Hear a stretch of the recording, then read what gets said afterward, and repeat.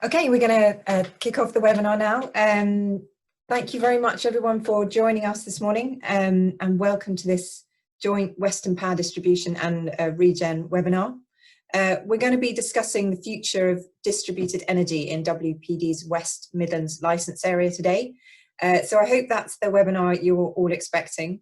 My name is Poppy Morby. I'm the Regen Project Director, and you're going to be meeting other members of our team and WPD's team as you go through the presentations. So just as a bit of background before we start off, Regen have been working since around 2015 with WPD on developing future energy scenarios for their 4 licence areas. And the process that we've taken has continued, we hope, to improve and evolve each year.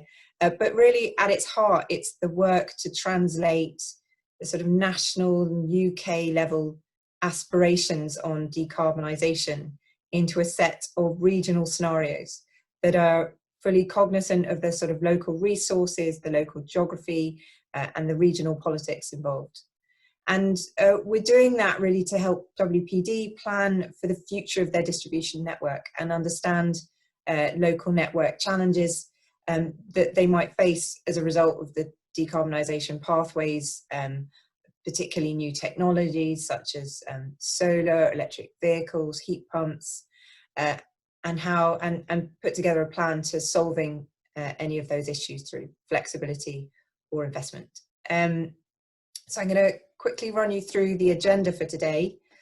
Our aim is to tell you really a bit more about what we're doing and projecting to happen in the West Midlands, and to try and get your feedback on some key topics that we'll be covering. If you've attended these events before in person, you'll know they're usually a little bit longer than this. We usually go for half day, and there might even be lunch. But today we have we're hosting this online due to current circumstances. But so we're hoping to condense it into a useful short webinar. And this is actually the last in the series of the 4 regional webinars. So we hope you're going to be seeing a perfectly polished version of this webinar, but we'd still be keen to hear any feedback you have at the end to help us improve. So firstly, you're going to be hearing from Ollie Spink, who's going to be the Network Strategy Engineer at WPD. You're going to be hearing about what they use DFES for and how you can access the information about that. Ben Robertson, the lead analyst at Regen, is going to be talking about some of the projections and getting your feedback on some of the key technologies in the licence area. And Joe Noble is going to be talking about the new developments processes in the West Midlands. And we're going to be having a Q&A at the end, and we'll also be dealing with some questions as we go through. So to try and make up for sort of lost conversations and coffee breaks, we're going to be trying to get lots of interaction from you as a participant with menti.com. And at this point, I'm going to hand over to the project manager, who's Frankie Mayo. He's going to talk you through how to use menti.com, and we're going to get some first results from you, which should be good. Good morning, everyone. So the vehicle that we're going to be using to allow you to ask Western Power Distribution and Regen some questions, and also to answer and feed in via polls and multiple choice questions and such like into our modelling and our processes, we're going to be using a website called menti.com. And I'm going to ask everyone to take out their phones or open up another tab, go to menti.com and type in the code that you see at the top of your screens there. So that's 723056. And this is just super important because it will partly make the webinar much more interesting, but also allows for you to feed in, and will be, as I said, the main way that we'll be picking up questions throughout this webinar. And we'll be trying to answer a few of those questions as we go through. And we'll have a Q&A session at the end as well. So once again, that code is 723056 on menti.com, and that should take you through, and then you'll be able to see the slides and the questions as we go through. It's great to see a couple of thumbs up from people there, so it's good to see, and we'll just wait a couple of seconds for people to join on to that. After these webinars, we'll be reviewing all of the questions and the results of the live polls and all those sorts of questions that we'll be asking you. and we'll be producing a summary document in the interest of transparency. So we'll be talking through the questions and some of the assumptions that have been questioned maybe, and talking about the impact on our modelling. So that's great. Just one more time, that's menti.com on your phone or extra tab, and the code is 723056. And we're going to have a couple of questions to start us off now.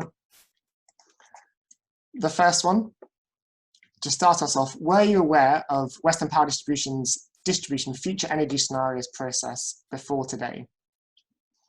So some of you may have dived straight into the data on this, and some of you may have, this is the first time you're coming across what you might hear referred to as the DFES, which is the stands for Distribution Future Energy Scenarios. So take a moment to, either on your phones or an extra tab, to fill out this question.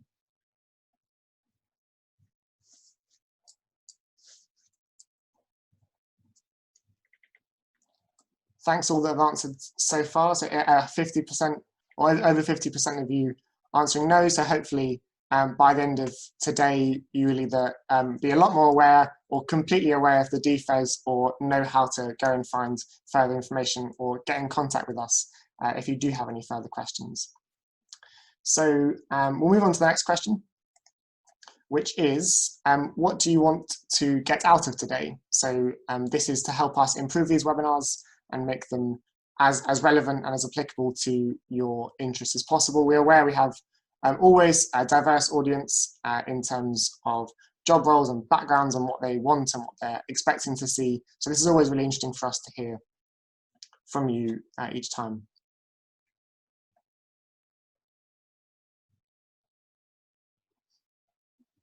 So unsurprisingly, one of the top ones there, understanding more about the distribution future energy scenarios process, and also hearing more from Western Power Distribution about the West Midlands area. So I'm sure that we'll be able to cover both of those areas in the slides that we have prepared for you today.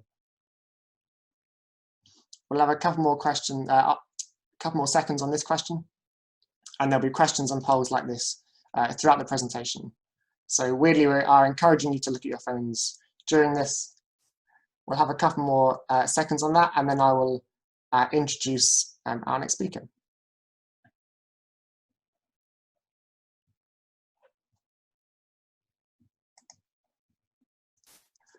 Okay, so moving on, you're now going to hear from Ollie Spink, Network Strategy Engineer at Western Power Distribution, to talk you through their view on the DFES and strategic network upgrades for net zero future energy scenarios. Thank you very much, Frankie. I'm just going to share my slides. Can you all see those? Quick nod, perfect. Thank you very much. Morning, everyone. Yeah, like Frankie said, I'm Ollie Spink. I'm a Network Strategy Engineer for Western Power Distribution, largely responsible from the WPD side at project managing this DFES process with Regen. So I work quite closely with the team here. I've got a few slides to talk to you about today, which should hopefully give a bit of context, and hopefully for the 58% or so people that answered the first question, give a bit of information as to what are the distribution future energy scenarios and why WPD has started using this process. Also what we use the DFES for in Western Power. And throughout this presentation, I'll be dropping in a couple of bits where we've made updates to our process for 2020 based on stakeholder feedback, and just to give you an update as to where we think we have improved our processes. So in a nutshell, the distribution future energy scenarios, it's a study that we do to assess the growth potential of demand and generation that could connect to the distribution network in each of our 4 license areas. It's a study that we've been working with Regen since 2016. So we've gone round in the past. It's taken us 6 months to do each license area. So we've gone round now all 4 license areas twice. So effectively what you're here for today is the launch of our round 3 2020 distribution future energy scenarios. And the first of our updates for 2020 is that we are condensing this process to make sure that all 4 license areas are done within a year. And this was based on some stakeholder feedback to make it more easily comparable across license areas, so they're following the same framework. So yeah, it's a bit more work for us in Regen, but we're going to be delivering our DFES in the late half of 2020. So as we transition to being a distribution system operator, we're responsible to demonstrate to our customers that we can facilitate their needs, their electricity needs now and in the future. And by undertaking this study to assess what demand and generation could connect to our network in the next 10 to 30 years, we are able to use this data to demonstrate that we can continue to meet the needs of our customers now and for all of the scenarios that we'll be talking about shortly. And we're also taking into account not just the peak power requirements of our customers that we have used to historically design electricity networks, but also trying to understand a bit more about their energy requirements, so how they use electricity over a daily period or also throughout the year, and to understand a bit more if we can use some of that inherent customer flexibility in a way that could benefit network operation and potentially defer some conventional reinforcement. So one question that some of you hopefully will be having now is that what's the point of doing scenarios? Why do you not just have one view of what's going to happen in the future and accept that that's the case and design your network to that view? Historically, for our strategic planning purposes, we have used extrapolation from historic trends, traditionally of demand, to plan our kind of 5 to 15 year investment on the network. And this has historically been quite good because we've seen relatively stagnant growth of demand on a kind of license area level for the last 10 to 15 years, and just a little bit beforehand. But in particular, in the last kind of 5 to 10 years, we've seen in the UK in particular, quite a big shift in the generation mix of the country, moving away from large, traditionally fossil fuel powered generation and replacing that generation capacity with a larger number of smaller capacity generators, quite often connected to the distribution network and quite often some of those renewable. In addition to that, we have the potential for lots of new types of low carbon technologies to connect to our network to electrify transport and heat. Also battery storage, which could operate in a way to help the network. And I think all of these link into the methods of reaching our government targets of zero greenhouse gas emissions, net zero by 2050. And I think when you add all these things together as what's happened in the not too distant past and what could happen in the next 30 years or so, it becomes quite clear that there is no one single pathway of what is going to happen to the energy landscape, and there are lots of different ways that this could manifest itself. So that really is what's driving our need for scenarios. We aim to look at a range of credible futures that we think could happen, and then as we use this data to plan our distribution network to be able to continue to meet the needs of our customers, then we can be sure that if the future that does occur falls within the range of our scenarios that we've planned for, then we can continue to operate a coordinated, economic and efficient distribution network for our customers. So that's really why we're trying to use scenarios to base our planning, is that there's so much uncertainty in the UK at the moment, in particular with the energy landscape, is that we feel that this is the best way to capture what could happen and make sure that we can deliver on what will happen. So to briefly introduce you to the scenario framework that we're working to, it's based on the future energy scenarios from National Grid. So this is a publication that National Grid system operator do on a yearly basis. Ever since we started this process in 2016, we've chosen to align with this, as we feel it gives a good kind of comparative framework to work to, so you can compare the Western Power distribution future energy scenarios to the national picture.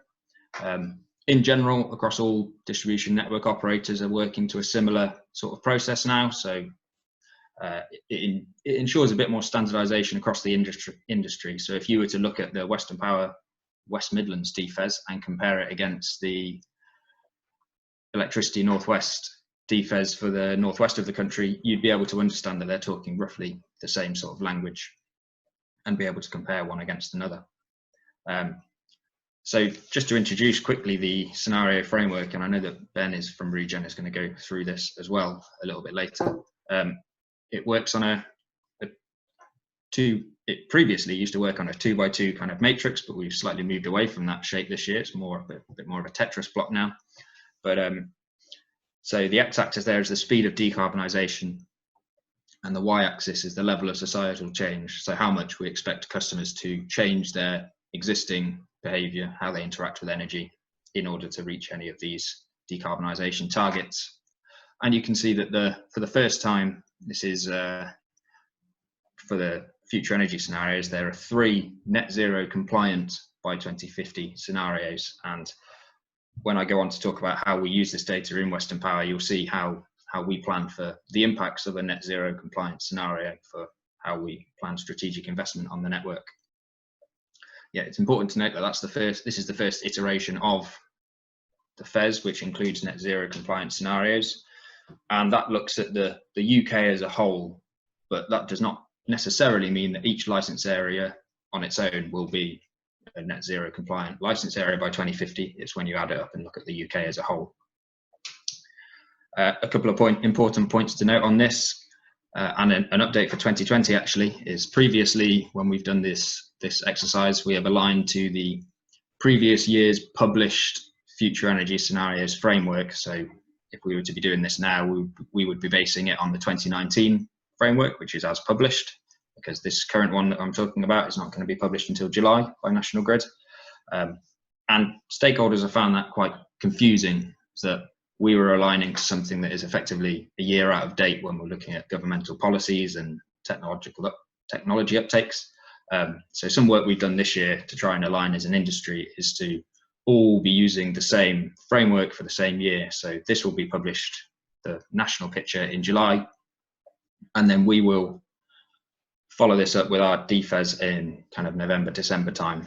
So hopefully for the 2020 picture, you should be able to all be using the same framework and be a bit more comparable across networks. So hopefully a question that some of you may be having now is that if there is a national picture of scenarios that we expect to see in the future, why do you not just use that and treat the national picture and apportion that down to your networks? So if you think of the national approach as kind of a top-down approach, where you look at the national need for supply and demand and make sure that that's balanced and fits the pathways out to 2050, it's relatively agnostic as to where that demand and generation growth is going to be located. And as a network operator, that's what we're really interested in, is how we can continue to develop our network to accommodate where this demand and generation growth is going to be connected effectively.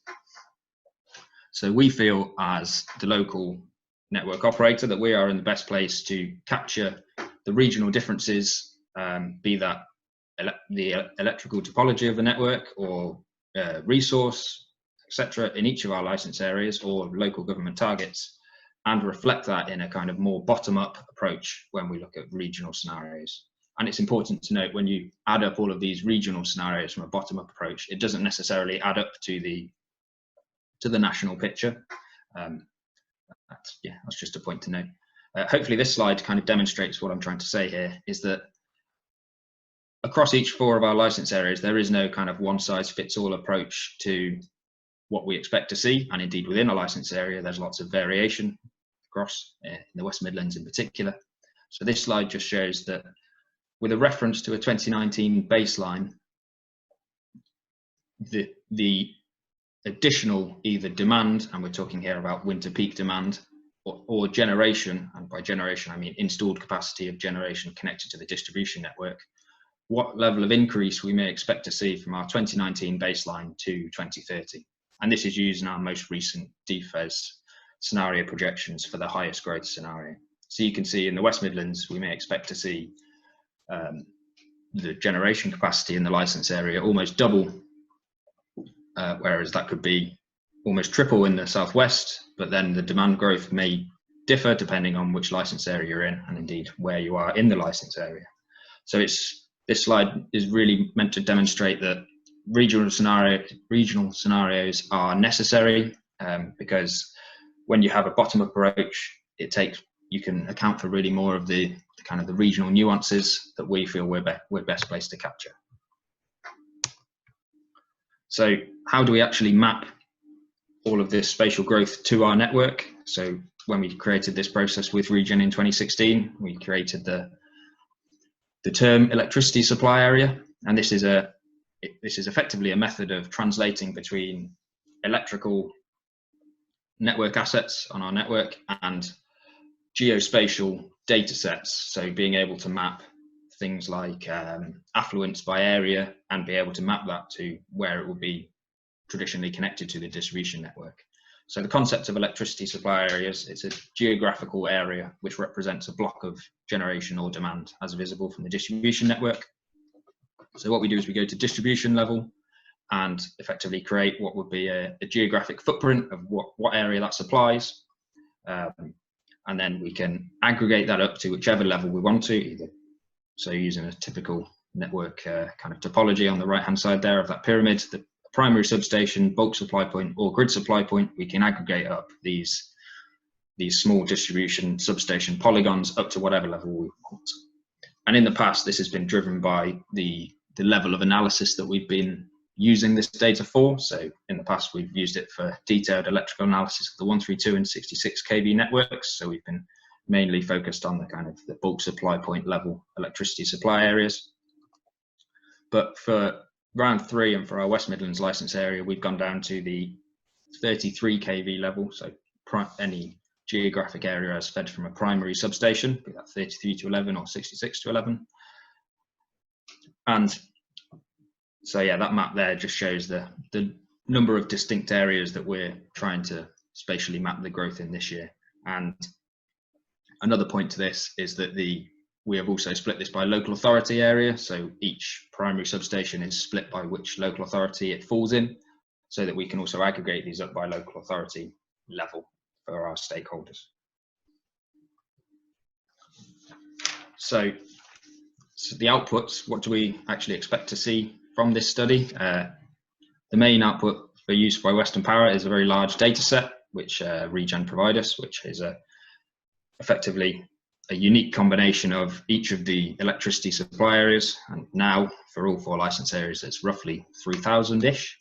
The different technology types, which Regen will go through in a bit more detail, 4 scenarios, and the years that we're studying for. It's a large data set that contains, for each unique combination of those 4 things, kind of a growth number that we can map to an electrical model for analysis. In the past, we have also accompanied this with quite a big report, as you can see from the four covers there on the screen. We're slightly moving away from that for 2020, so the big report is gone, and it's going to be replaced with a methodology document, which is common for all 4 license areas, and then a technology summary per license area, and then a kind of an in-5 short, snappy document, which should kind of summarize the highlights of the DFES process. And we've got a comment on that shortly, so a question, sorry, through Mentimeter. So then moving on to what do we use the DFES for in Western Power? So the primary purpose of when we started this process was to inform our long-term strategic planning. This is done through our shaping sub-transmission studies. This uses the DFES as a direct input and maps that onto an electrical model of the traditionally 132 and 66 kV networks. And then we use this to kind of do a detailed review and study effectively where we expect to see some pinch points in our network under the 4 scenarios. We could, as an example, see that in a particular area we may see that there would be a network constraint that would need potentially conventional reinforcement in 2023 under a high growth scenario, but then when you look at a more lower growth scenario, that reinforcement may not actually be needed until much later on, 2027, 2028. And it gives us a really good summary as to where we will potentially need to reinforce the network in the not too distant future. In the past, we've published this in quite a big report, similar to the ones you can see on the screen there. but we would be interested, it's something we talked about internally, as to how is it best to publish this data for stakeholders, because it's quite a meaty technical report, and we'd be interested if any of you have read it and have got any ideas about how you feel that we could publish this data in a slightly more user-friendly manner without losing any of the detail, then please do get in contact with us. That'll be greatly appreciated. So in addition to this shape and subtransmission studies, we also use the DFES for our ED2 business planning purposes. So RIO ED2 is the next price control period that we're going to go through. So starting in 2023, finishing in 2028. And as part of that, we've used our DFES scenarios to create what we call the WPD best view, which is a kind of a single scenario which aligns to an industry position, which was determined through a working group called the Ofgem Common Scenario. So this included all networks, electricity and gas, to decide on a kind of an industry aligned position that Ofgem could use to benchmark different business plans from networks against each other. So that's what we've aligned our DFES scenario projections to, and then we're using that to create effectively a yearly growth rate that we apply to do our ED2 business planning, and then some of our regulatory submissions. So the long-term development statement, as an example, would include these yearly growth rates used in various parts of the business. In addition to this, is kind of an output of our shape and subtransmission studies, where we expect to see a potential constraint on the network in the not too distant future, we would put this on our signposting map as part of our flexible power brand. And this would, this is for the Southwest license area, but it shows a couple of polygons, broadly the same as the electricity supply areas, where we may expect to see a network constraint in the future. And the signposting element is to effectively, as the name suggests, signpost it on the website and kind of test the market and see if there are any customers in this area that will be willing to for us to procure services from them, to change their behavior in a way that may defer some conventional reinforcement for a couple of years that we would normally traditionally do for a network constraint. And then the flexible power, that's a bit more short term, and it looks at kind of the here and now as to where we are actively procuring services from customers to alleviate a potential constraint on the network. And they would be given a kind of an operating profile over a daily period within a month, as you can see on this screenshot here on the right. And the DFES scenario projections for the kind of the pipeline, the short term, are a direct input into that. So it goes far and wide across the business. And then finally, if you follow this link here on the screen at your leisure, this takes us to a distribution future energy scenarios map. So as I mentioned, the large data set that Regen provide us with, we have recently, a couple of months ago, put all of this data onto a kind of an interactive map on our website. So you can go through and look at this at your leisure and kind of really dig down on the data that you're interested in. So as you can see, there's the 4 license areas on this map. I'm just going to give a very quick demonstration for the West Midlands. And then you can see, hopefully if my internet is quick enough, there we go. The electricity supply areas using our most recent published DFES study. So this would be at a kind of a bulk supply point level. And then you have a toolbar here on the left-hand side where you can select each of your 4 different scenarios, all of the technology types that we've used, and then a year. And you can also change the year with a slider up here at the top. You can view this by electricity supply area, and there's a color scale there to show how much connected by year or by 2030. And then in addition, if I just change this view quickly, you can see this aggregated to local authority level. So this is just cutting up the electricity suppliers into local authority level. So you can use this to compare against local plans and so on. And then finally, just as another quick point, you can export the data by using this button up here, and that will export as a CSV file that you can then use for interrogation, depending on the options that you've chosen here on the left-hand side. So that's hopefully going to be useful to our stakeholders. It's something that we've only recently published, and we would like some feedback on it if possible. But yeah, hopefully it's a way to kind of visually see the data that us and Regen are working on. So I think that's it from me. So thank you all for listening. I hope that's given you a bit of context as to what the DFES is and what we use it for and why it's necessary. If you have any questions, then please do get in contact with me or the network strategy team at that email address. And I think we've got a couple of questions now on Menti. So if I pass back over to Poppy, then she will be able to put those up on the screen. Thank you. Thanks, Ollie. Yes. Shall we put the Menti questions up?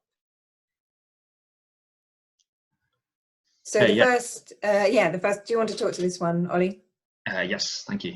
So the first one, I suppose a comment that we've had in the past is that we need to make sure that our stakeholders are well engaged in this process to make sure that, we're keeping them informed as what we're doing, but we're not kind of oversaturating them with information and different publications that are almost too much to read. So this is really, we wanted to know, are we engaging enough or maybe too much, or what is the kind of the feel from stakeholders as to how we are engaging in this process? So that's good. I think that's the answer I was hoping for. It's fair to say. So thank you all for that. I think we'll leave it a couple more seconds to.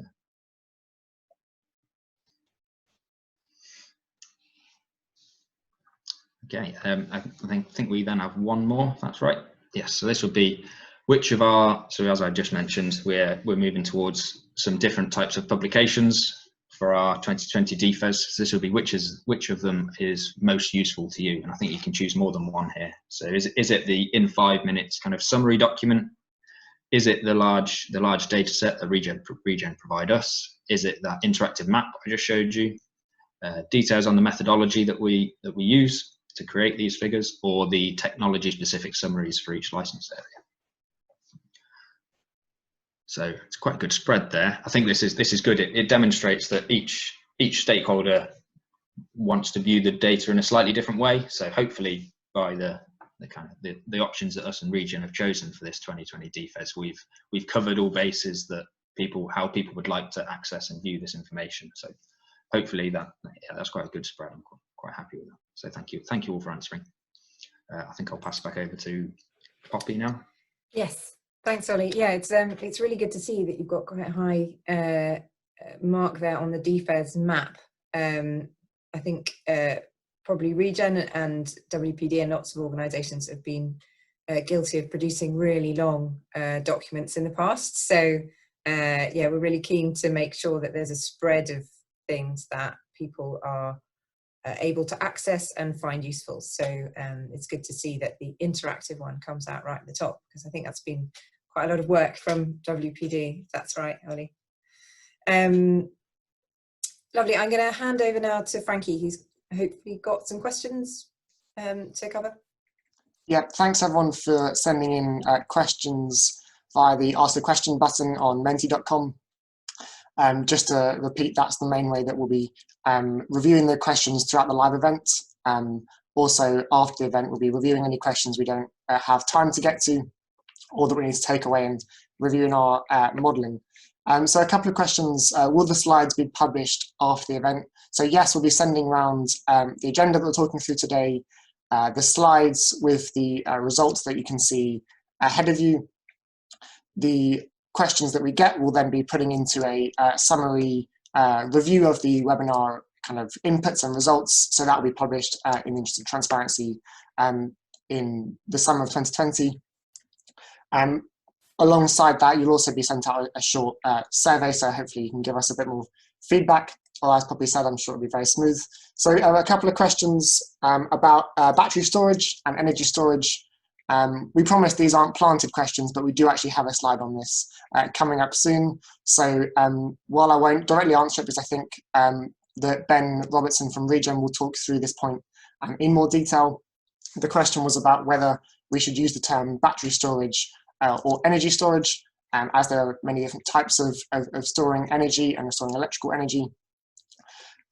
We have historically focused on electricity storage as we are interested in connections to the Western Power Distribution Network. So that has to, in some way, interact with the electricity system. However, we are aware that clearly battery storage isn't the only form of storage in the game. There isn't much large-scale, pumped hydro storage in these areas, but we're aware of other technologies, of course, and we will have a question on that later on for you to feed into about whether we should be including different technologies and the potential importance of different storage technology types, flow batteries and the like. So thanks for asking that question, and I hope that we answer it in the slides. I think, therefore, we will move on without further ado to the next speaker, and in the process answer that question as well. So I'm going to introduce Ben Robertson from Regen, who's analyst leading on the work to model the 2020 future energy scenarios, and he's going to talk you through a bit of our methodology and ask you some questions on menti.com. So I'll pass over to Ben now. Yeah. Cheers, Frankie. Good morning, everyone. My name is Ben. I'm an analyst at Regen, and today I'll be talking about the analysis we do in a bit more detail, and as Frankie said, ask you some questions along the way and present some of the technologies in a bit more detail. So yeah, during the presentation there will be questions, so make sure you have menti.com up, and hopefully those questions will allow us to get some of your feedback and input them into our modelling so we can get a more accurate picture of the future of energy in the West Midlands. Also, just to mention, we will not be presenting any of the results from the modelling in the presentation today. We are quite early on in the process. We started this round of DFES around 2 weeks ago, so the analysis will go on till the end of June. So you can always get in contact with us between now and the end of June if you'd like to feed into the process, or if you have any questions. Our contact details will be up at the end.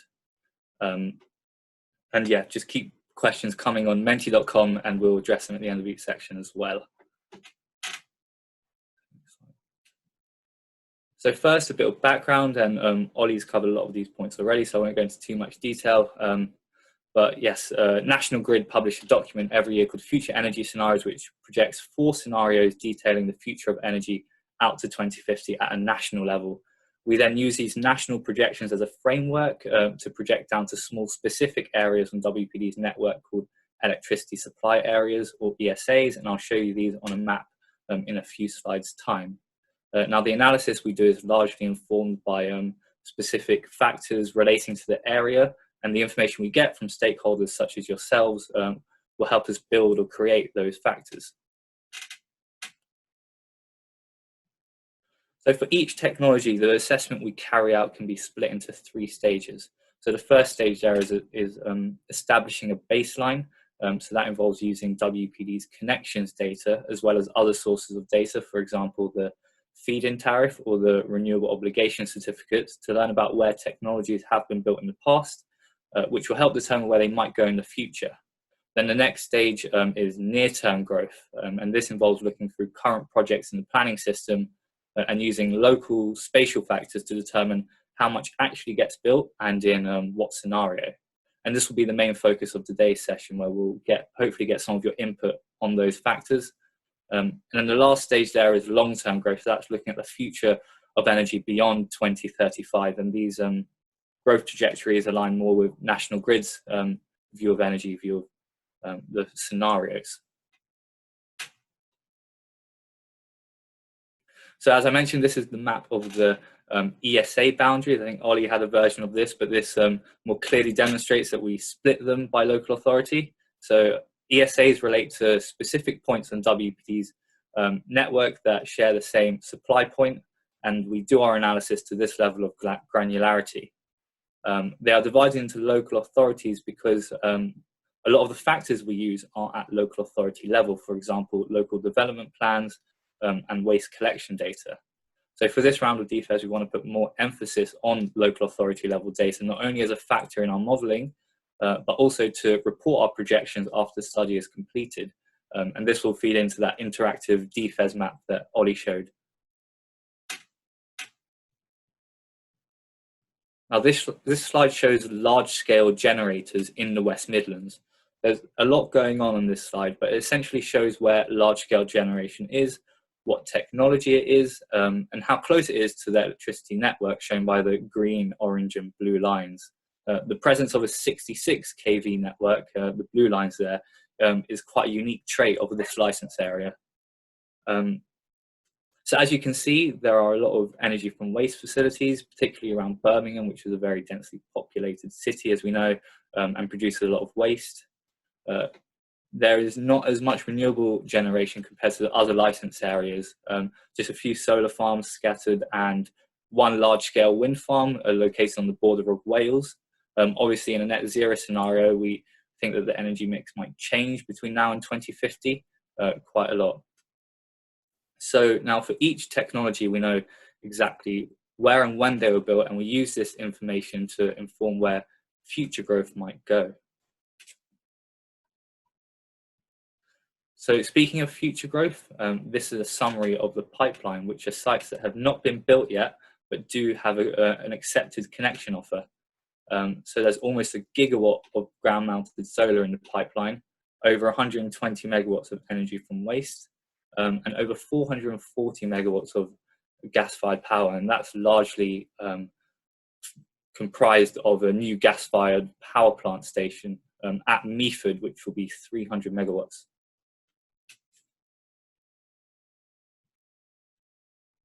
Now, unfortunately, we don't have time to go through all the technologies that we cover in this study, so we've selected a few that we think are relevant for the East Midlands. So they include ground-mounted solar as a large-scale generation, battery storage, and electric vehicles as an emerging demand technology.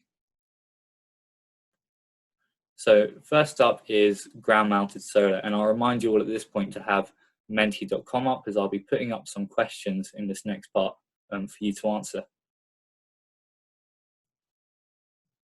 But first, a bit of background for the license area. So far, there has been approximately 440 megawatts of ground-mounted solar installed in the West Midlands, with most of the growth coming between 2013 and 2017 when subsidies were high. And as I mentioned, we are looking at more local authority trends as well. So this graph shows the growth of ground-mounted solar by local authority. Now, not all the local authorities are shown here, just the largest ones with over 10 megawatts installed. But as you can see, there are quite a few local authorities in that category.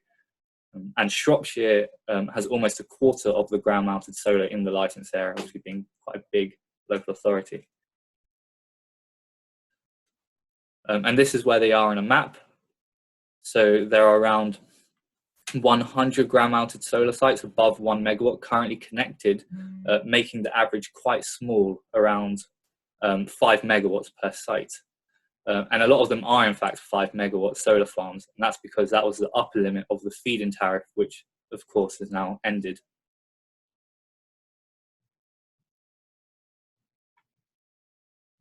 And in terms of future sites looking to connect, there are around 25 ground-mounted solar sites in the pipeline, totaling just under a gigawatt, which is around double what there currently is in the baseline. These sites are a lot larger as well, with an average of 35 megawatts compared to the 5 megawatt average we saw in the baseline. And the final point there is that the connection offers were granted very recently, so activity is picking up. And that's largely due to new subsidy-free business models, which I'll come on to in a second. And this is where those pipeline sites are on a map, represented by the pink dots. They are fairly concentrated, as you can see, towards the south of the licence area, and are a lot larger on average, with very few small or medium scale sites looking to connect in the near term. So that leads me on to the first question, which is, when will ground-mounted solar deployment pick up again? So as we saw in the baseline, there has been a drop in new projects in recent years for various reasons, being construction delays brought about by Brexit and the coronavirus, and this slow transition to subsidy-free business models. So we want to know when you think construction and deployment will pick up again. And I'll give you a few moments for everyone to answer this on menti.com.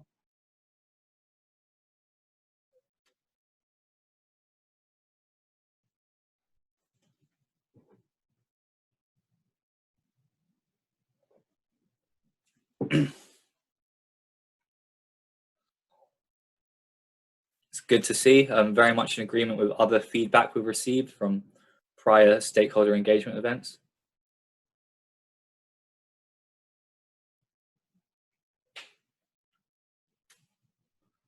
Just a few more seconds on that one, then I'll move on to the next question.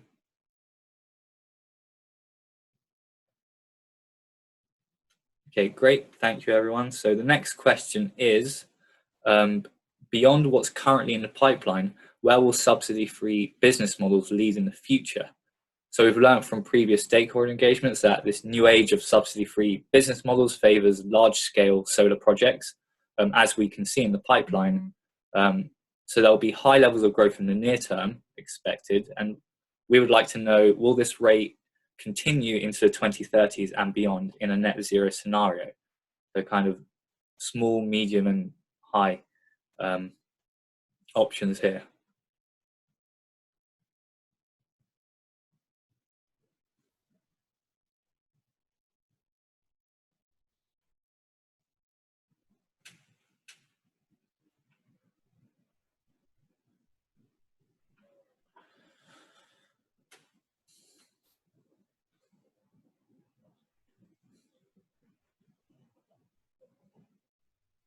Good, just a few more moments on that one, and then I'll move on to electricity storage.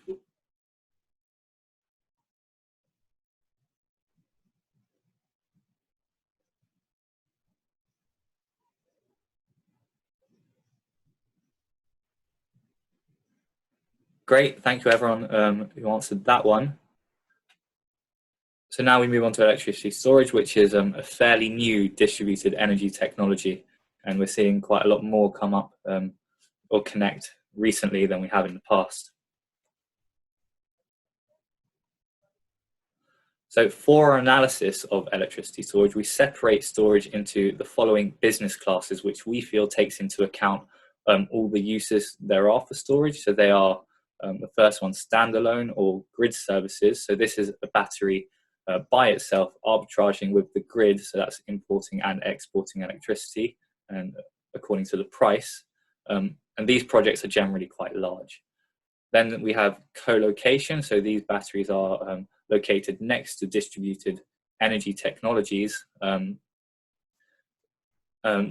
energy generators, sorry, and they can interact. So the batteries in this category can interact with the generation asset in different ways. So they could either cooperate to help shift the generation to peak times, or they can act independently. Then there's co-location with high energy users or industry, and these can often be behind the meter, which means they might not necessarily export to the grid.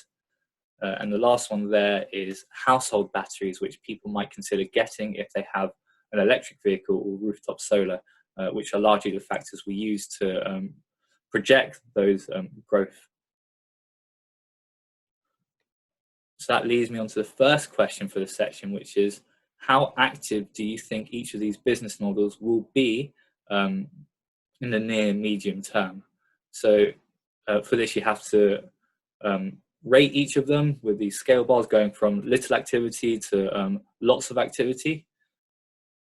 And just give you a bit of background on the data we have for these. We have baseline and pipeline data for a lot of these categories, namely grid services and co-location.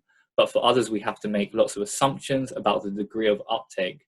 So we want to know how prevalent you think each of these business models will be.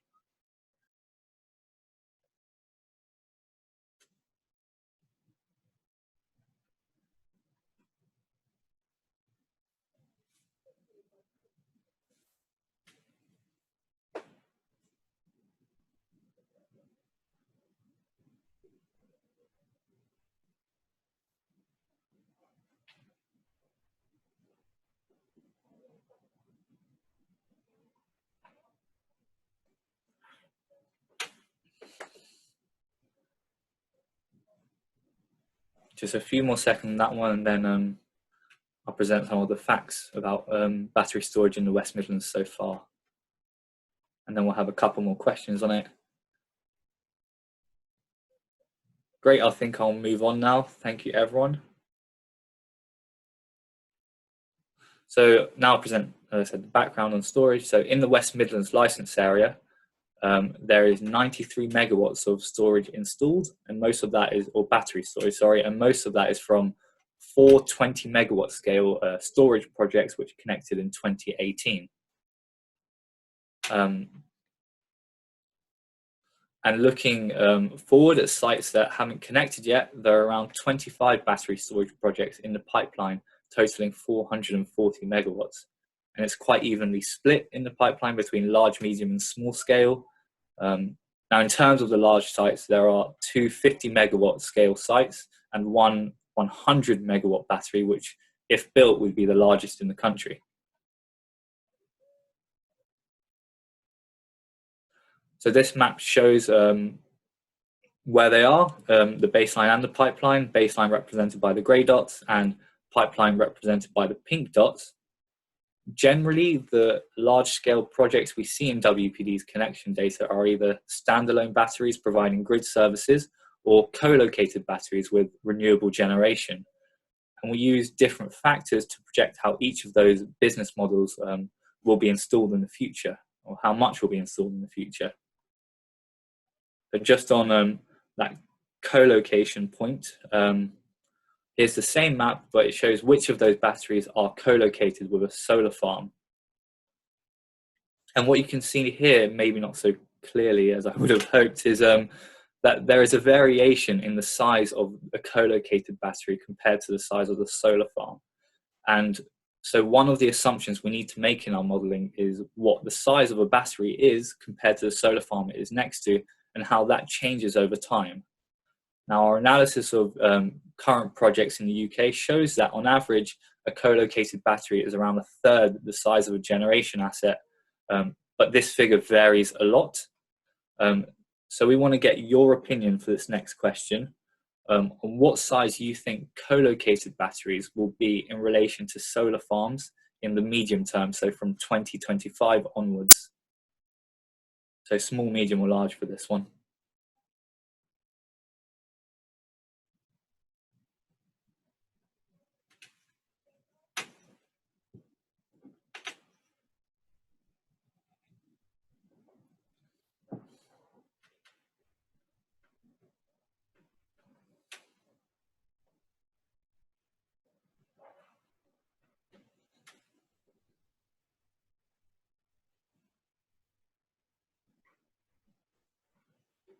Great, so the analysis of WPD statistics again showed that in the baseline for co-located batteries with solar farms, they are roughly around a third, as I said, but obviously that figure does vary a lot. In the West Midlands licence area, we see quite a few smaller scale batteries in relation to the solar farm. But in the medium term, we'd like to know what you think, which sizing would be the best business model to have for co-location. So thank you for everyone for answering that one. The next question I have for you is about, as we discussed before, as Frankie mentioned, longer term types of batteries connected to the distribution network. So we want to know whether you think there'll be different types of electricity storage connected to the distribution network, other than solid state batteries, of course, but solid state batteries is an option there. So we know that storage is dominated by solid state lithium ion batteries. So we focus our modeling heavily on that. But do you think there'll be other types of storage connecting to the distribution network before 2020?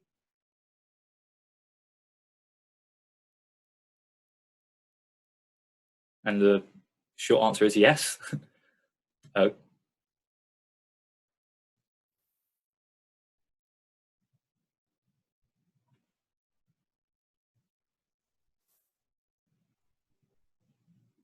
Just a few more moments to answer that one.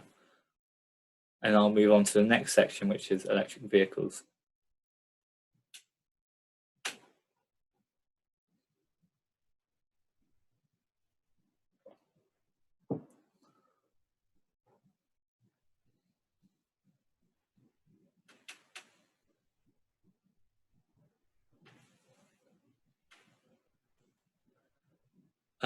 Great, thank you everyone for answering that one. That concludes the section on electricity storage, and now we'll move on to electric vehicles.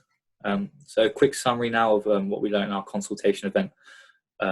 Last time we did this study for the West Midlands, so last time, about a year ago, when we did the study for the West Midlands, we found that people felt there needed to be a more coordinated approach to deploying charger hubs.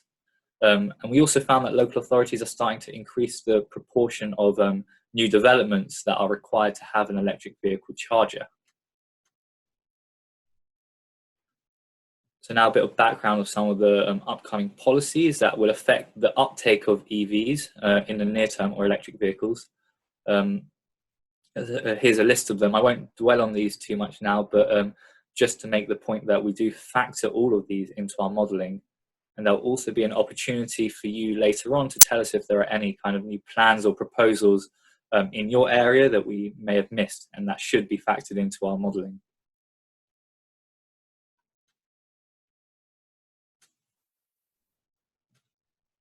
So electric vehicle uptake so far, at the end of 2019, there are around over 36,000 electric cars registered in the West Midlands, which is about 1% of all cars.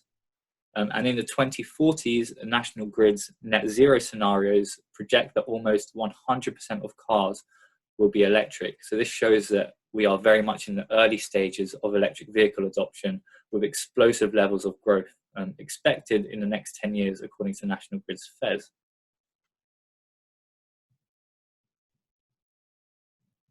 Uptake factors. So uptake factors are what we use to determine where in a licensed area growth is likely to go. For electric cars, uptake is heavily influenced by domestic factors such as affluence, household type, and household tenure. And the same goes for other domestic technologies we project, such as heat pumps and rooftop solar. And those are the main ones, yes, for domestic technologies. Then for electric vehicles, we also include other types of vehicles in our analysis, for example, vans, HGVs, and buses. And for those non-domestic vehicle classes, we use other uptake factors, mainly locations of commercial properties or depots that are likely to adopt electric vehicles. In addition to electric vehicles, we also project electric vehicle chargers, which have their own unique spatial factors. We split chargers into different categories, including on-street, off-street, workplace, and car parks, to get a more accurate picture of where chargers are likely to be installed, as this will influence the spread of electric vehicles. Taking on-street chargers as an example, we can see that they are heavily weighted towards urban areas, and these are mainly installed by local councils, and private developers can also install them too.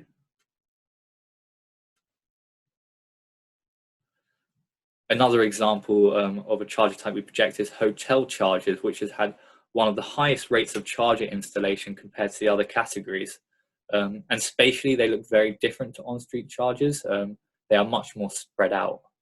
And something else we need to consider in our modelling is that different charger places will have different utilisation rates, which means that the impact on WPD's network won't be the same for all charger types. So for example, hotel chargers will have a much lower usage than domestic or car park chargers. So hopefully that gave you a flavour of things that we do and consider when projecting chargers and electric vehicles. Now we'd like to ask you 3 questions about the near-term growth and 1 about future vehicle usage. So the first question I have for you on electric vehicles and chargers is, in the near term, where are we likely to see high levels of electric vehicle charger deployment? So again, rate each of these from 1 to 10, going from not much activity in installing chargers to high charger deployment. Obviously, in the future, we expect to see a much more even spread across these different categories of installation. So here we are concerned about the near term, i.e. the next 5 years.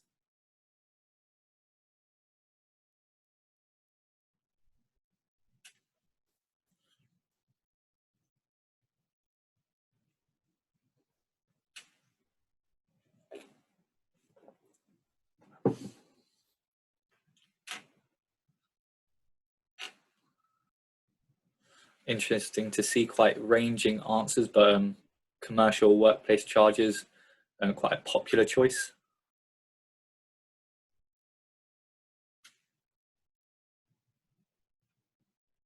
And just a few more moments on that one, and I'll move on to the next question.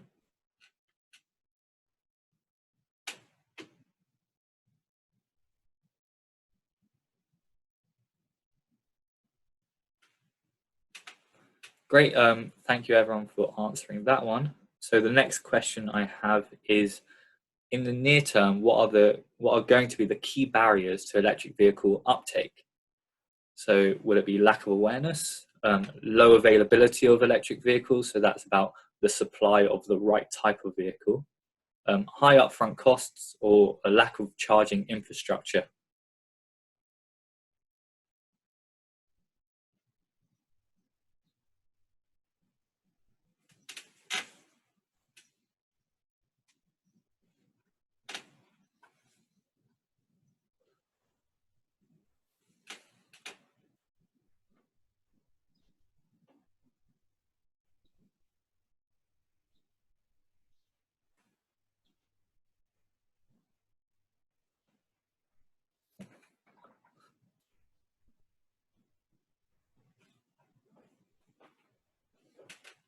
Great, thank you everyone for answering so far. I'll leave this up for 10 more seconds and then we'll move on to the next question.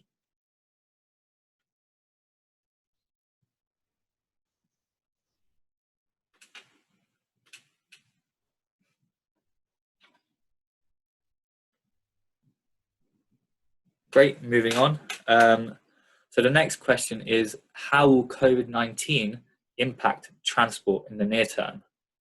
So we've obviously seen quite a big effect it's had on transport, but now as we start to get back to normal life, what will it mean for transport? So will it mean more working from home and less commuting to consultation events and doing them online instead? More cycling to work, lower use of public transport, lower levels of car ownership, or will there be a more uptake of electric vehicles due to raised awareness of air quality issues?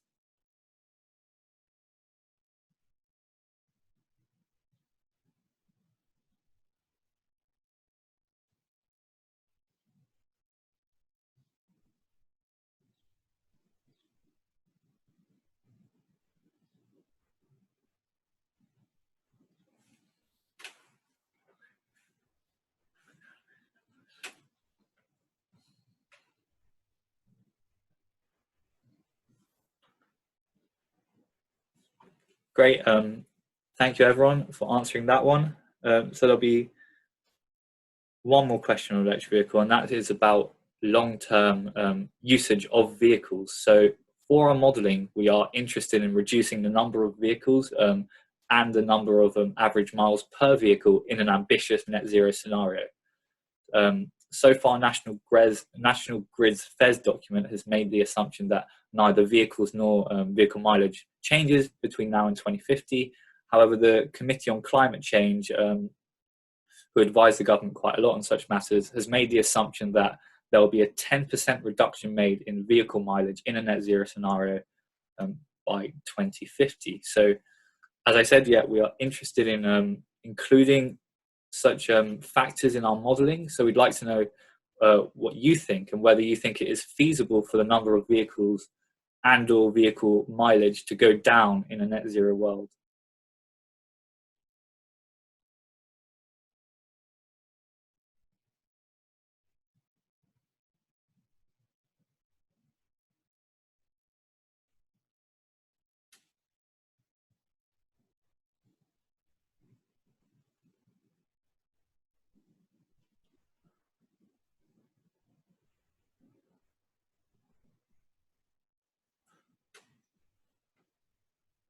I should clarify that the 10% reduction in the Committee on Climate Change report is on mileage of all vehicles.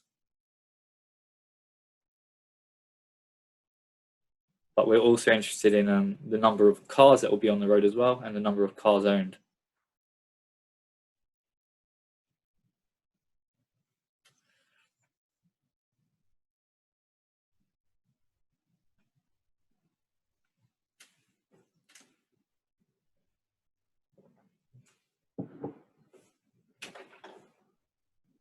interesting to see.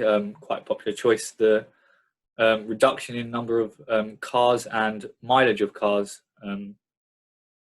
would be likely in a net zero scenario.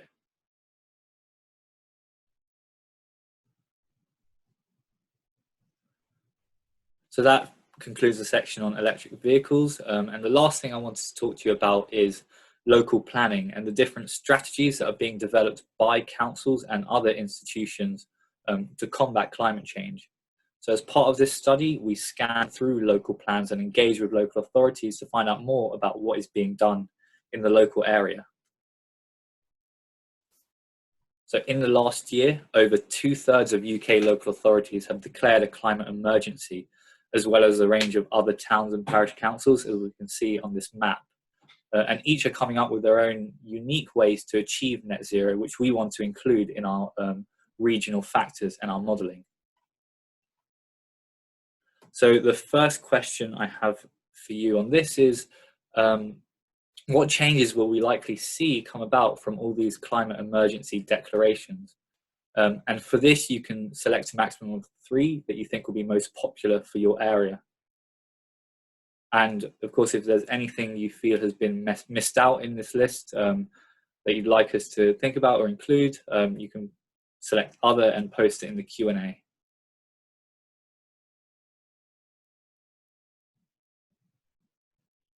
So I'll leave this one up for a bit longer.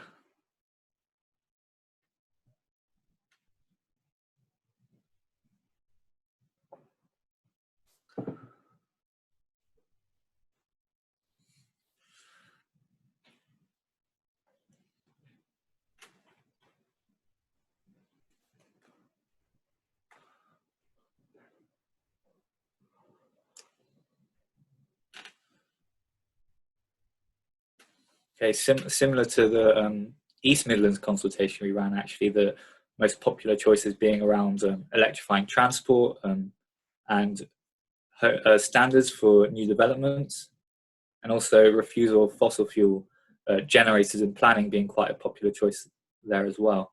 That's interesting to see. Thank you very much all for answering that one. I'll leave this up for 10 more seconds and then I'll move on to the next slide.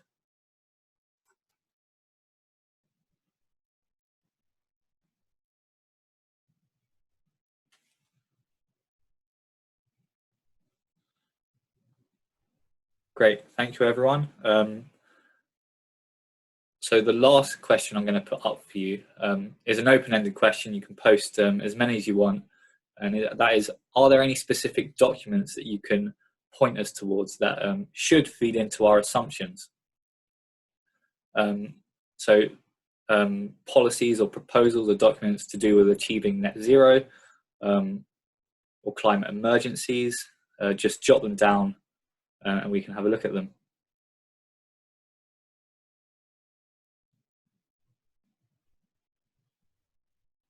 I think, Ben, specifically to the West Midlands would be great. Yeah. So, yeah, of course.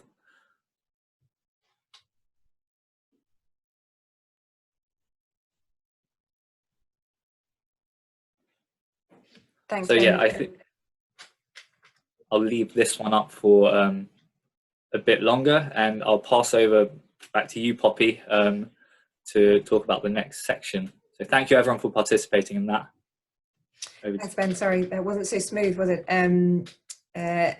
So it's really interesting to see some of those pipelines for the solar and batteries in the West Midlands. And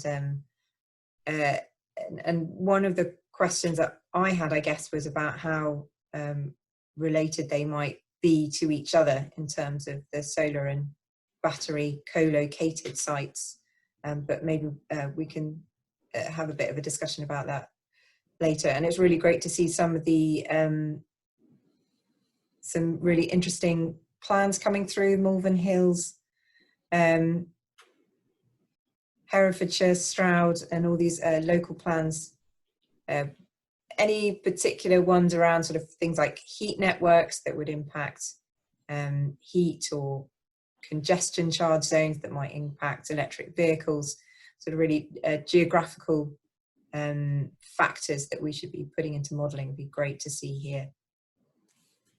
Okay, I think I'm going to hand over to Frankie now to see if we have any questions coming through before we move on. Yeah, we've got a great number of questions and some comments and points of clarification throughout that presentation. A couple for Regen, a couple for Western Power Distribution.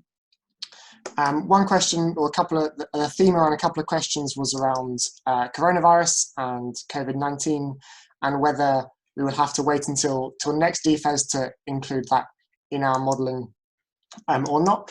And one of the answer to that, and one of the benefits of doing this now on an annual cycle, is that we can take into account for all 4 licence areas and all 4 regions of Western Power Distribution's network at a time, impacts of things going on currently. So we will be trying to include the impacts of this. There'll be a couple of Menti questions soon about your thoughts on the specific impact of COVID-19 on build-out rates for new developments, for example. And we're really interested in your thoughts on this.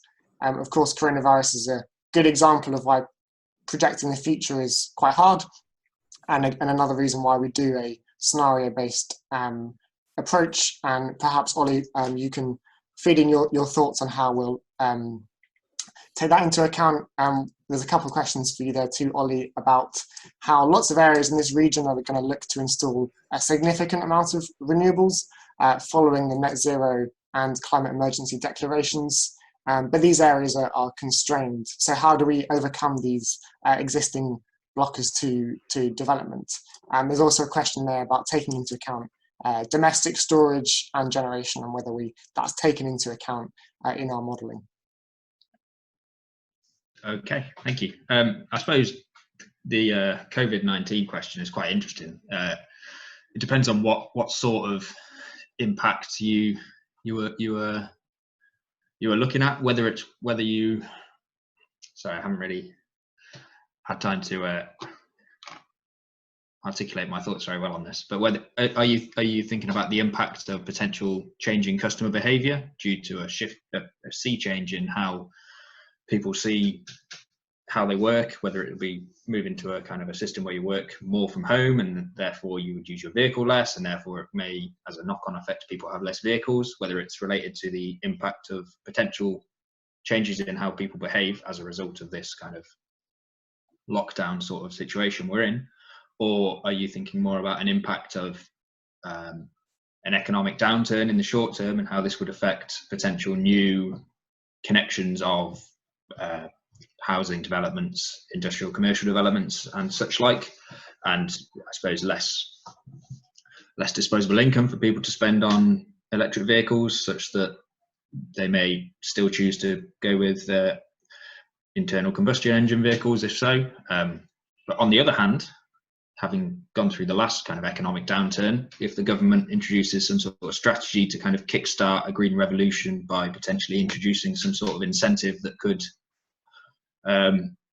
kickstart a growth in potential more electric vehicles or rooftop solar or so on, then I could see it going potentially both ways if you're looking at the impact in the kind of the short term of connections, because as we saw kind of 10 years ago with the feed-in tariffs,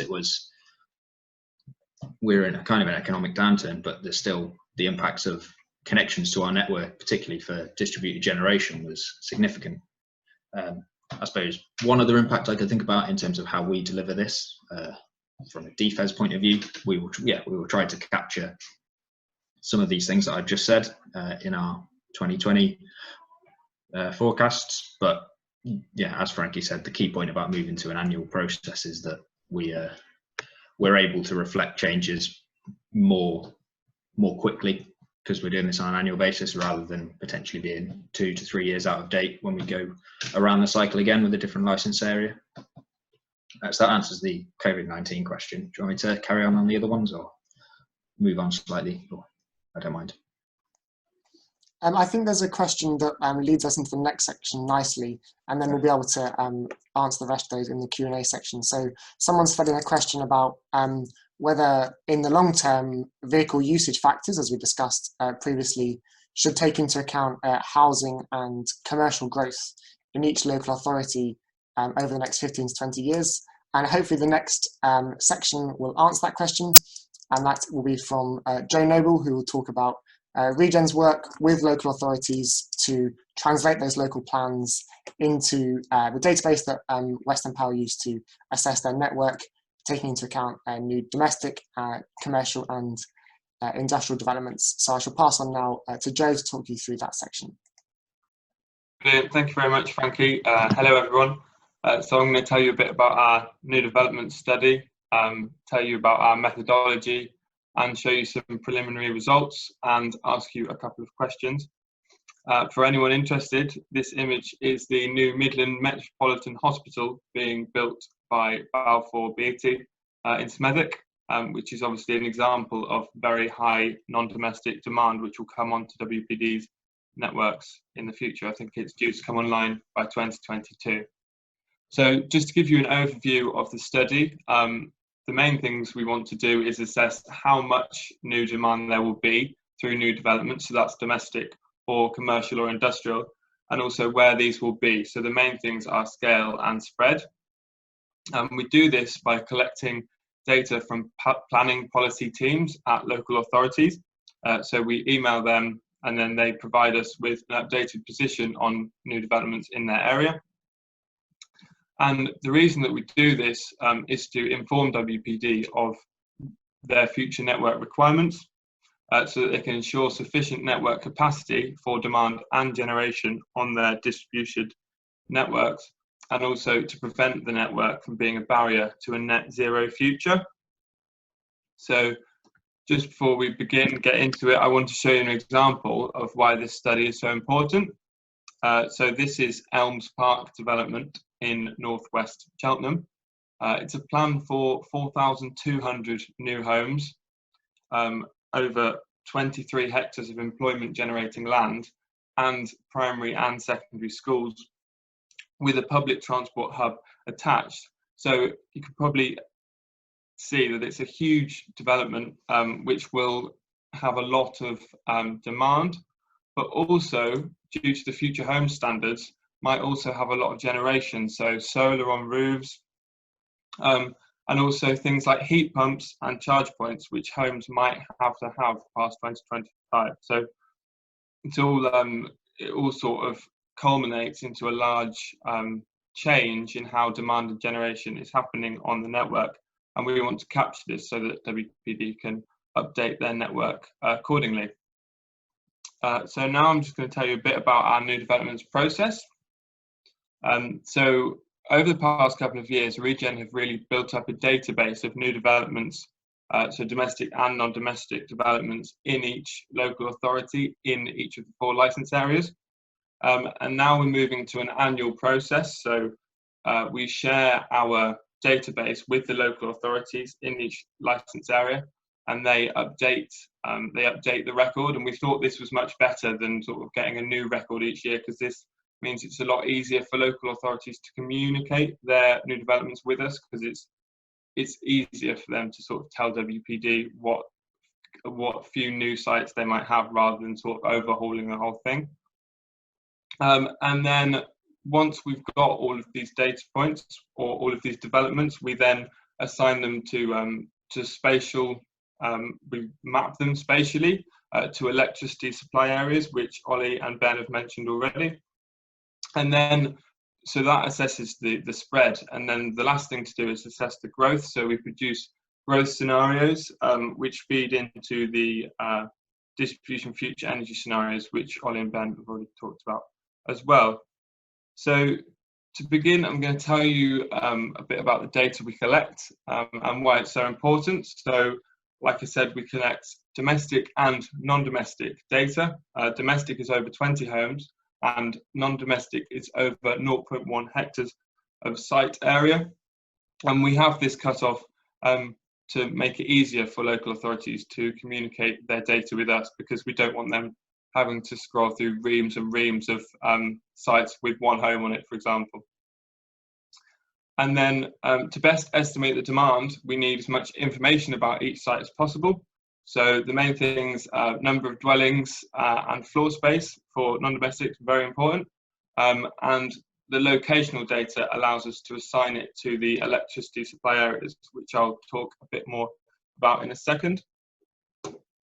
And the other thing that's really important is category. So you can imagine an extension to Jaguar Land Rover's manufacturing facilities in the West Midlands might have the energy demand in that area might be quite different to a new library for the University of Birmingham, for example. So we need to know what sort of category the floor space is, so that WPD can then feed that into their modelling to see what they think the demand might look like, or the demand curves might look like.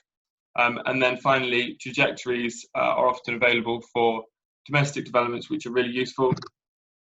And local authorities, if you can provide us with source information, that would be great, because then we can sort of fill in the gaps where required to make the study as complete as possible.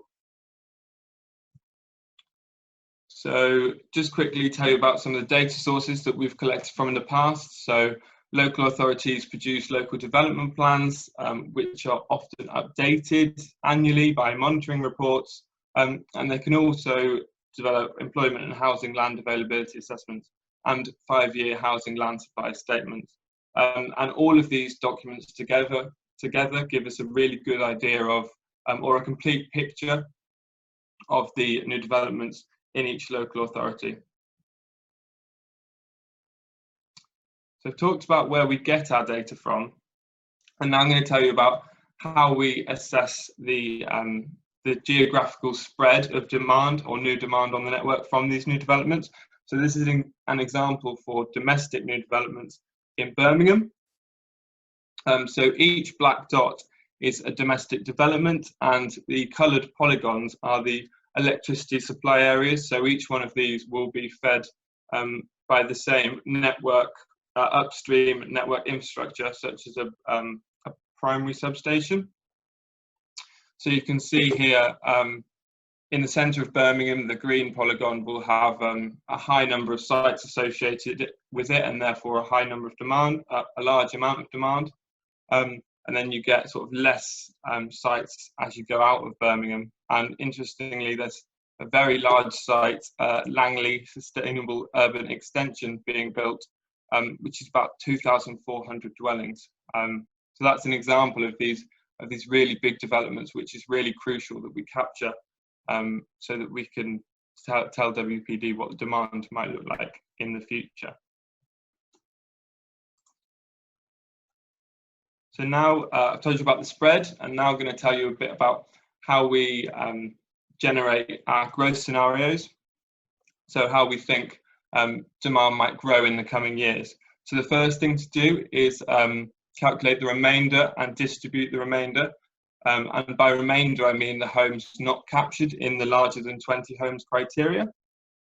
But interestingly, for the West Midlands, only 4% of homes are lost when you use this threshold of 20 homes, but it results in a 38% site reduction. So again, this means it's a lot easier for local authorities to communicate their new developments data, because there's a lot less sites that they have to provide us data for, and we are only losing those 4% of homes.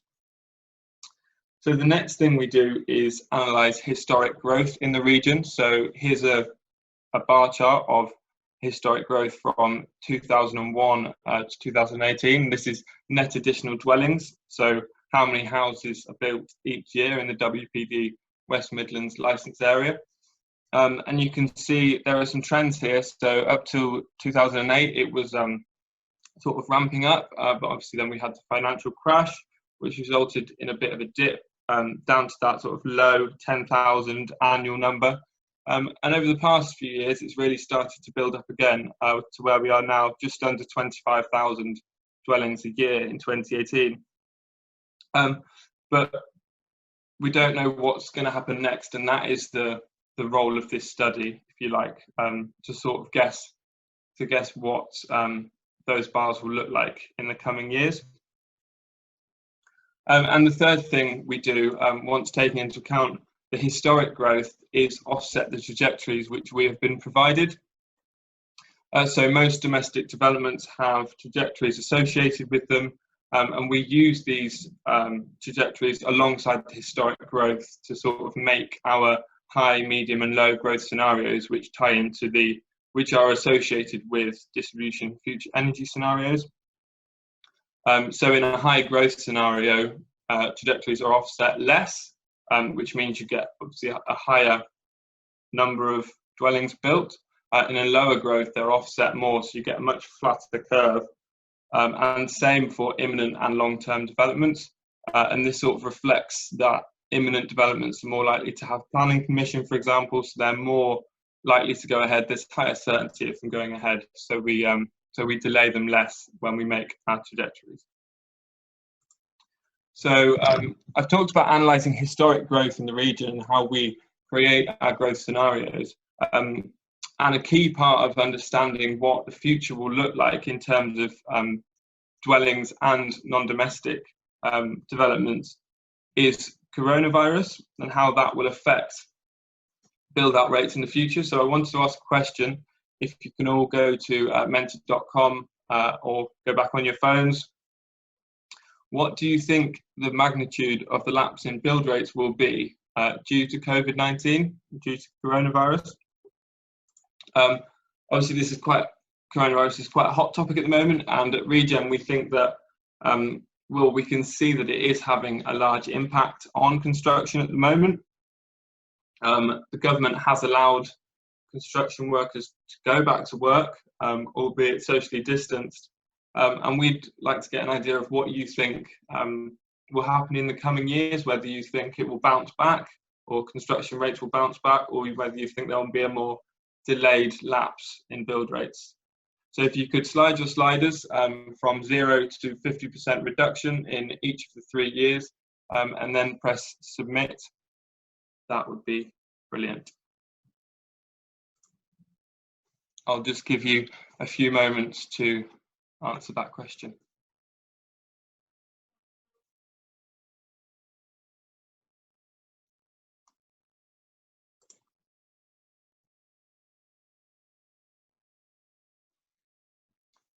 Okay, just a couple more seconds, and then I'll show you some preliminary results.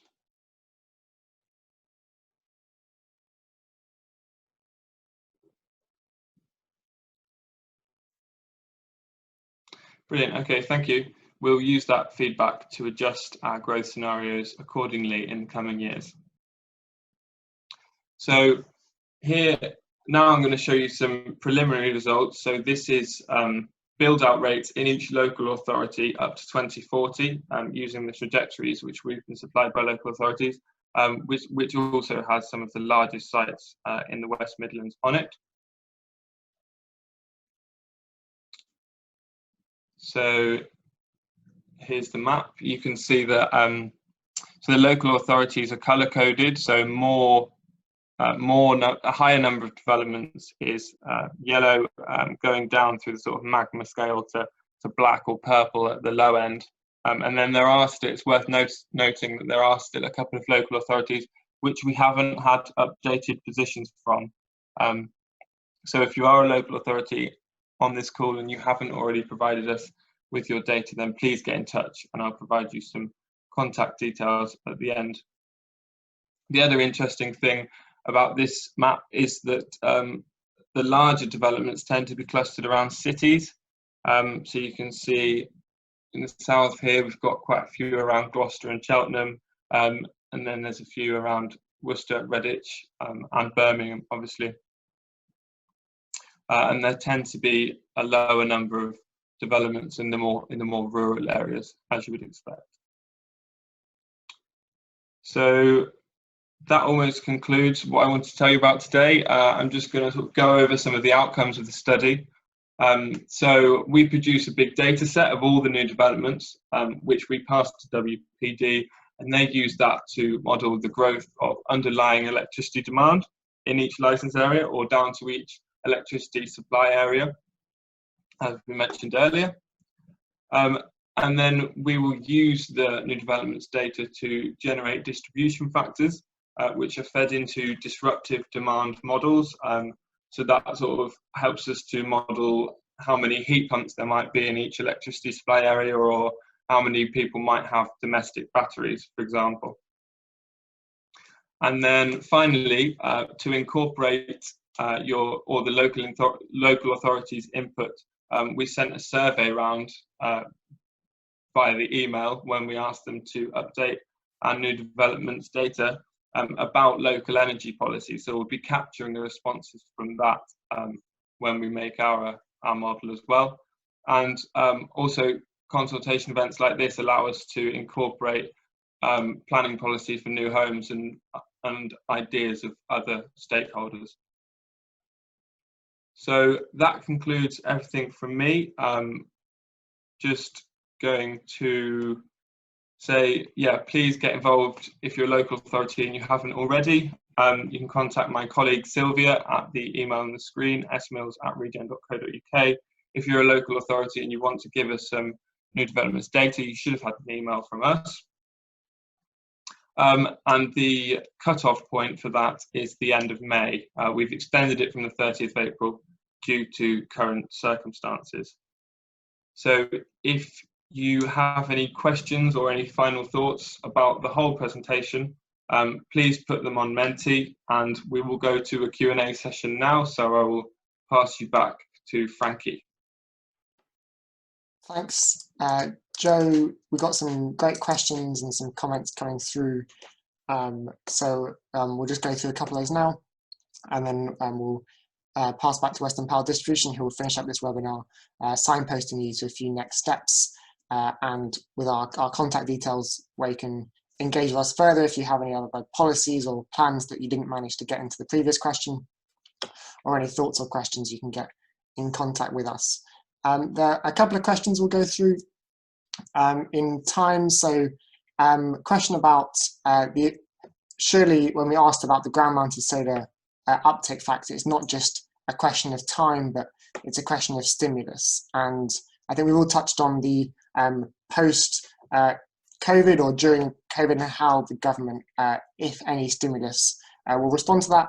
But it's true that government stimulus and national policy has impacted renewable development clearly, and then that is a matter for total capacity uptake at a national level, and that is dependent on the individual scenarios and the assumptions that go into those scenarios. So it's not clear what government subsidies may or may not be available to renewable energy. For example, we have heard recent announcements about the contracts for difference for onshore wind, and while it's not clear whether there will be repeat auctions or the true financial value of that pot, there are some new avenues potentially for deployment. So, and then we want to include those assumptions between the various scenarios to kind of test what impact those will have.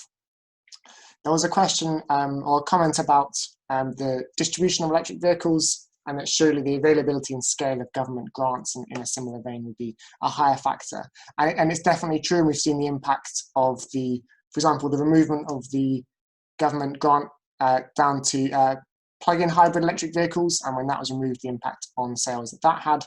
And that is surely a factor that we use. It's what we refer to as an uptake factor. At the time, you saw a map of income deprivation, and we talked about affluence, we talked about household type and off-road parking. Those are like spatial factors. So where in the country will we see the rollout of electric vehicles, whereas the availability and scale of government grants is more a national growth factor and uptake factor. So a couple of questions for Western Power Distribution there as well. Could interested developers form a consortium if they were interested in investment into the network? And then we had some questions previously about local authorities and areas seeking to install significant amounts of renewable generation due to their net zero and climate emergency commitments. Perhaps you'd like to talk through a couple of those. Yes, thank you very much. Yeah, regarding the first one about consortia of renewable generation developers, there is a page on our website. I'm sure we can circulate a link after this is finished, which allows you to effectively register your details for a particular generation connection. And on this register, there will be any other like-minded renewable developers that may want to enter into a consortium agreement, and you can contact them and then potentially submit a joint application. I believe we also did a report on this back in 2016 with Regen about consortium agreements for multiple renewable generation developers that might be worth a read. So yes, in answer to the question, the facility is available on our website, and we will send out a link after this. And regarding the other question, which was about local authorities with ambitious targets to reach net zero commitments by 2030 in particular, and how to best connect these without trying to trying to share out the cost of potential reinforcement. Was that the question? Yeah, okay, thank you, sorry. Yeah, it's a good question, and it's something that Ofgem have put under the microscope in particular as part of the kind of significant code review, looking at for the next price control period. So strategic investment ahead of need is seen as a method to help facilitate a kind of low carbon transition, but we have to balance this with who is able to pay for any potential reinforcement to the network that is required to connect any new demand or generation. The current regulatory framework we have is quite clear on what we can and cannot do, but as part of this significant code review, which Ofgem are doing this year, I think they're due to publish findings towards the end of 2020.